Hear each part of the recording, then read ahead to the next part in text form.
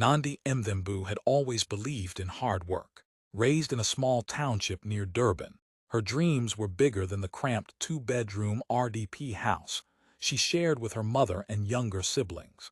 She was the pride of her community, the girl who tutored local students, skipped parties for studying, and won a bursary to the University of Pretoria. The city was everything she had imagined: fast, loud, and full of possibility. But it didn't take long for Nandi to realize that knowledge wasn't the only currency on campus. There were girls who didn't carry books, girls with perfect makeup, imported wigs, and iPhones that never stopped buzzing. They wore fashion that screamed money and confidence that dared you to look away. They were known simply as the big girls, influencers, brand ambassadors, and slay queens who didn't chase dreams. They attracted attention. At first, Nandi stayed on the sidelines, unsure of where she fit in. She stuck to her lectures, ate simple meals in her raised room, and admired the big girls from afar. Then everything changed when Sihil Makona, third-year BA Comm student and the queen of the big girls, approached her on campus.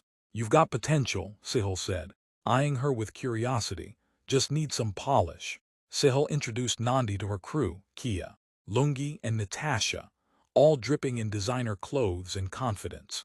They welcomed Nandi with open arms, offering her a seat at their table, a borrowed wig, and a crash course in being seen. At first, Nandi loved it. She felt transformed. She started getting Instagram followers, invitations to exclusive events, and stares from the boys who had once walked past her like she was invisible. "You don't have to suffer, babes," Kia said one night as they sipped cocktails in Menlyn. "There are men who will give you everything.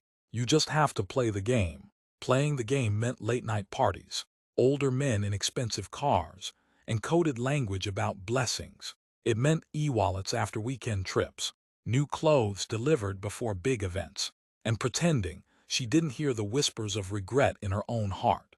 Then came the scandal. A video surfaced online, grainy but clear enough. Nandi, drunk and laughing, sitting on the lap of a wealthy, much older man at a private penthouse party. The footage exploded on social media. #BlesserBabes, #SlayQueenFail. Her phone buzzed nonstop. Tweets mocked her. Former classmates unfollowed her. Even her lecturers noticed. And when she turned to her new friends, they vanished. "You brought too much drama," Sahil texted. "We have to protect the brand."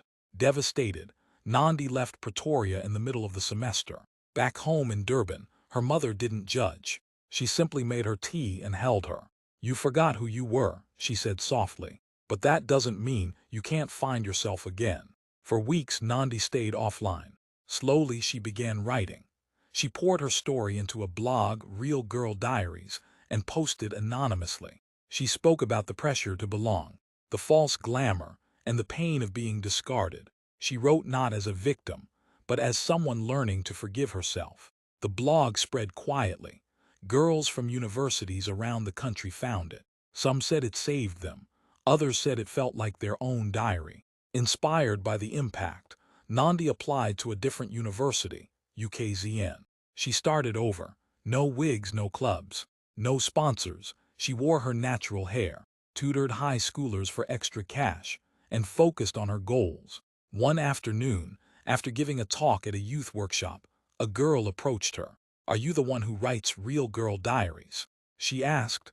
"Your story, it helped me not follow the wrong people. Thank you." For the first time in a long time, Nandi smiled, truly smiled. She had fallen, yes, but she had risen with grace. This time, she wasn't trying to be part of anyone's club. She was building something far more powerful, her own legacy.